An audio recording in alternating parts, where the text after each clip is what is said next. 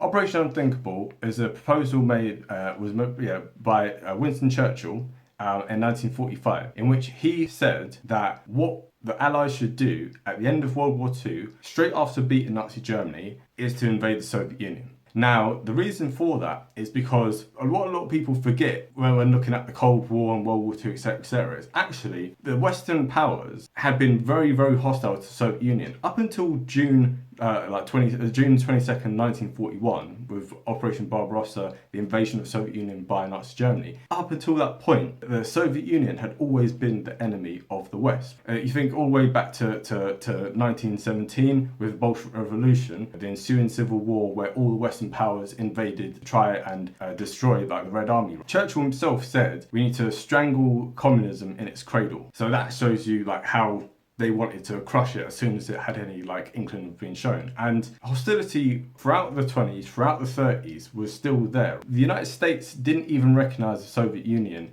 as an official country until 1933. So that gives you a certain sense of just how hostile the Western powers were. So what's very, very strange in the grand scheme of things, especially when you think about what happened straight after the war with the Iron Curtain speech and etc., is what happened the day after Operation Barbarossa. Winston Churchill said that if Hitler himself had invaded hell, he would have at very least written the devil a nice speech to be presented in Parliament or something along those lines. So within the context of World War II, at that point, Britain had been on its own for almost a year. And with the fall of France, there was very little hope that Britain alone could defeat the Nazi war machine, right? They were fighting in North Africa and they were winning some campaigns and losing others, etc., etc. It was a thing where while Britain might survive, that was still no guarantee. And certainly any idea of pushing the Nazis all the way back and destroying them completely was almost unthinkable at that point. So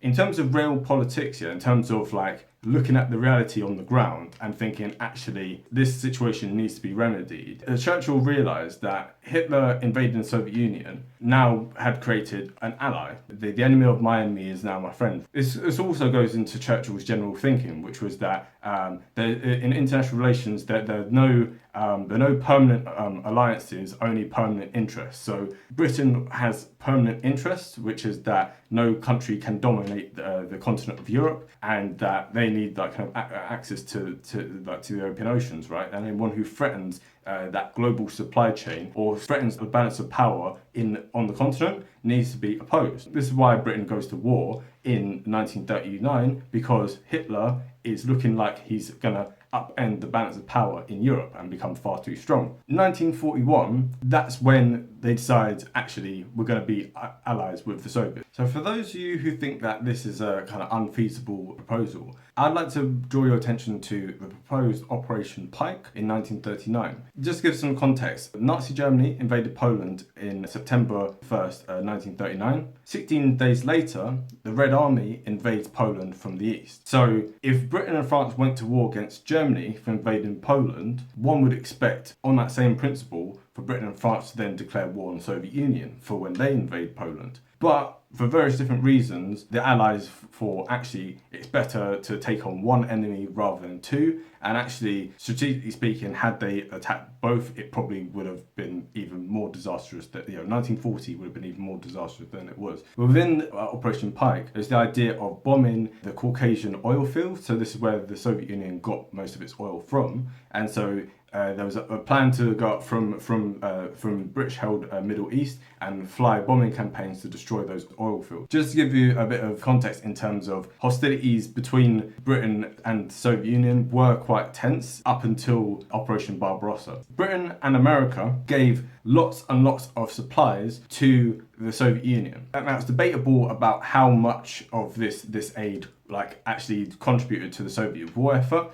Some people are saying that they couldn't have won it without this lend-lease. Other people saying that they would have, but would have taken slightly longer. I'd probably go with the latter. I think that the Soviet Union just in terms of logistics, in terms of numbers, in terms of a whole bunch of different things. There was multiple reasons why the German army did not defeat the Soviets and couldn't have defeated the Soviets in the field for various different reasons. I think that given what happened, they still would have won on the Eastern Front, but it would have taken them significantly longer. Most of what the Allies supplied the Soviets were things like food. Spam was a big thing. There's the argument that Soviet Union might not have been able to feed itself like without all these food rations that came in. There was jeeps, which the Soviets didn't have in the same quantity or quality. Many of the tanks, although the Soviets, most of the tanks were for themselves, but in terms of especially light tanks, came from the Western Allies as well. Also technology such as radar, such as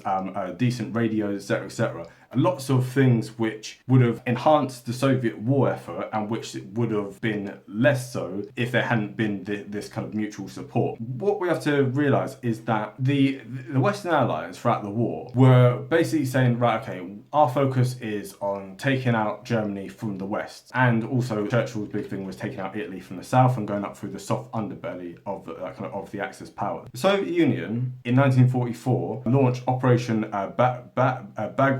Bagration. I think I pronounced it wrong. With that campaign, that's where they basically pushed from what's today probably best described the Russian western border all the way to pretty much the former boundaries of the Soviet Union pre-1940. And so they're able to kick the Red Army out of the Soviet Union at this point. And then they go on throughout the autumn of and winter of 1944 through Romania, through Hungary, knocking out those two allies for the Axis, and also very importantly taking out the Iranian oil fields, which was the Axis' only real supply of oil. For them doing that, the days of the right were numbered. Yeah, they were then surrounded, they would be closed in, and it was only a matter of time before the Third Reich eventually fell. So now we're at the point of spring of 1945. I can't say exactly when, but in our timeline, if the Soviets were able to conquer Berlin by late April, and Hitler ends up committing suicide on April the 30th. So I predict that based on the fact that from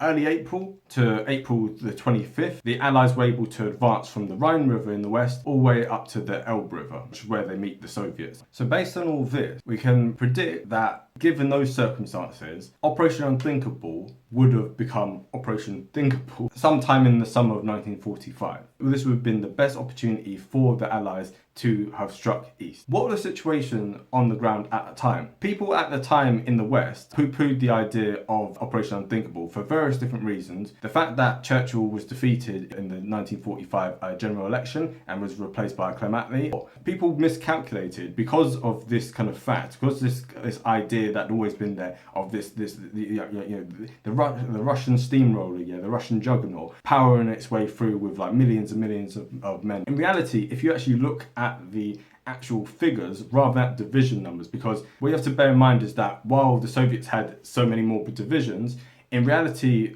Western allies, they had divisions which had many more men than Soviet divisions did. So on paper, you look like, oh, they've got more divisions, but in actual fact, they've got more. So when we look at the actual numbers, and compare them to each other, we find this. Worldwide, the Western allies had at very least 11 million troops. So if you include just Britain and just America. So never mind everyone else, that's 11 million troops. Soviet Union had 10 million troops worldwide in 1945. And when we look on the front lines in Europe, we find that when you combine all the different Western forces, you find that there's 6 million Western allies, and there's about 6 to 7 million Soviet troops in the east. This is the situation in 1945. While a lot of the studies beforehand projected it to be a thing where the Soviets outnumbered the Americans 2-1. In actual fact, it's a thing of actually there's a lot more parity. Plus, the Western allies would be better fed, better supplied, have better technology, etc., etc. What about the actual equipment and stuff that they would have been using? The Western allies had 22,000 tanks, and the Soviets had about 30,000 tanks. Although obviously not all of them would have been there on the Western Front. Now, if we look at planes, we find that the Western allies had 28,000 planes, versus 19,000 planes. So this is within like the front lines in Europe. However, worldwide, the Americans had almost 30,000 like kind of planes either in America itself or on the Pacific front. And this is something you have to bear in mind with regard to the Pacific front still going on at this time. It would have been kind of seen as actually the main focus throughout the whole of what we're talking about would have been the European front, because the Soviets, if Operation Unthinkable had happened, they would have been very unlikely to have started invading Manchuria and stuff like in the Far East, because they would have been like, actually like this is more important. The war in the Pacific would have just continued on as it kind of had. It was inevitable that Japan was going to be defeated, and I don't see much in the way of this timeline changing, other than perhaps the Soviet Union doesn't invade Manchuria, and therefore the war in the Pacific drags on slightly more, because we theorized that the Japanese, it was a combination of the nuclear bombings of Hiroshima and Nagasaki plus the entry of Soviets into the war that made Japan finally surrender. But anyway, that specific front like put to the side for 1 second. Now, if we're going to talk about the European front, they have many more planes that they have potentially available. And then when we look at navies, we find that the Western Allies had 28,000 battleships compared to just 8 for the Soviet Navy, and 28 carriers versus 0 carriers for the Soviets. Even if somehow the Soviet Union pushes the Western Allies all the way back to France, etc. Just in terms of planes, just in terms of navy and stuff, the Western Allies still have a formidable like position. And actually, with this many tanks, like kind of as well, and these are better tanks as well in many regards. Yes, the Soviets had stronger tanks in some regards and like more power, but it would have been quite difficult for the Soviets to push them back. Even if it was the middle of Germany, it would have been quite difficult for them to push it back. So now we're going to focus on the campaign itself. Now, it very much depends on what the war aims are for the Allies. If the war aim is to march all the way to Moscow and overthrow Stalin and liberate like from the Soviet Union from communism, in a very long protracted war, that might have been possible. However, the costs of that would have been immeasurable. The Soviet Union obviously would have been devastated throughout World War II. Like, they had lost like 27 million people. Like, how much longer their economy, how much longer their population could put up with so many deaths and destruction and stuff. It's feasible that the Soviet Union might have crumbled given a second mass invasion coming from the West so soon after the first. But at the same time, I think that the Western Allies wouldn't have attempted that, and I think that they would have been foolish to have attempted that. I think that also, in terms of morale, the Western Allies who had just come out from, like, for the British, it had been 6 years of war, and for the Americans, it had been 4 years of war. And while their casualties were nowhere near as bad as the Soviets, population back at home, given that both of those places are democracies, would have said, no, actually, we're not doing that. We're not invading the Soviet Union. Especially after it had been clear that Hitler had failed. So what makes us think that somehow we would succeed if like the Wehrmacht, which this has been like the largest invasion force of all time at this point, if they had failed against when invading the Soviet Union, what makes them think that the Western Allies might have succeeded? A much more feasible and a much more like legitimate war aim, if they had decided to have gone down that road, would have been pushing the Soviet Union back to the lines of pre-1939. They invaded East Poland, but they also invaded territory in Romania, and they took like what's modern day Moldova, and they took the Baltic states, right? So Estonia, Latvia, Lithuania. For them to return back to pre-1938 borders, I think that would have been a much more legitimate thing within the realms of like international relations. There would have been a much stronger argument to have pushed the Soviets back to their own borders and left their territory intact, while being able to say, well, we're liberating countries from being occupied by foreign powers. If that was the war aim, I think that quite easily could have been done. Not like easy, but I think like a war on that kind of like front, etc., that quickly, that was purely just up until this line and then no further, just hold at the former Soviet border. Could have potentially been a war of attrition, and I think the Soviet Union at that point would have been like, well, we've tried our best to take as much as we could, and at the end of the day, we have our territory back. like it would have been very difficult to paint it as the capitalists are trying to conquer our land after, like it would have been very difficult to paint them as like invading fascists, etc., etc. And so I think that after a short amount of time, like kind of the Stalin would have just like called a truce and been like, okay, fine, like you guys win. And I think that could have been achieved relatively quickly. Maybe it might have taken a year at best, maybe 2 years. But like I think both sides, like there was war fatigue at this point. I think both sides would have been like, you know what, fine, okay, we can live with this. How would this have affected relationships in the post-war period? The Soviet Union would have felt betrayed, it would have felt embittered, it would have felt isolated. It would have been like, well, we've just been attacked, we've had like a huge amount, we've had 13% of our population killed, right? And if you think about countries such as Belarus in the war lost 25% of its population. So that's like it's like we can't even like fathom it in terms of Britain, for instance, in the war lost about I think 1% of its population. So it doesn't even pale in comparison to like what the Soviets went through. Given that, I think that relationships between the West and East, which in our timeline were already tense because of the division, like kind of like between East and West, like kind of you had the situation in Berlin, you had all these kind of tensions, you had the Iron Curtain, like kind of like Korea, like kind of like Red China, all these kind of things. The situation in the late 40s and early 50s were already tense enough for there to be a Cold War. I think that if after the Soviets had fought through all of that, and then you'd been like, no, actually, now you're not like kind of back to your borders and stuff.